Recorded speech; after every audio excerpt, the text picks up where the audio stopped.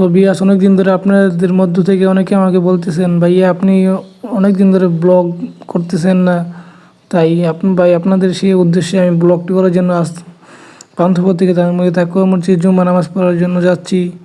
যারা যারা আমার চ্যানেলটি সাবস্ক্রাইব করেননি, আমার চ্যানেলটি সাবস্ক্রাইব করে দেন। বিয়াস, এখন আমরা ধানমন্ডি তাকুয়া মসজিদের খতিব সাহেব মুফতি সাইফুল ইসলামের কাছ থেকে তার জুম্মার নামাজের পর কিছু মূল্যবান আলোচনা শুনবো। যাওয়া যায় কিনা। দ্বিতীয় বিষয় হলো যে সূত্র নেই কিন্তু কারো একান্ত যাওয়া প্রয়োজন, তাহলে তিনি কি করবেন? এই ক্ষেত্রে ইসলামিক স্কলারদের একটা মত হলো, যিনি নামাজ পড়ছেন তিনি যখন তাকিয়ে থাকেন, স্বাভাবিকভাবে তাকানোর পরে, নিচের দিকে তাকানোর পরে আরো প্রায় 3 ফিট জায়গা তার দৃষ্টির সীমার মধ্যে পড়ে যায়। এই কারণে তার জন্য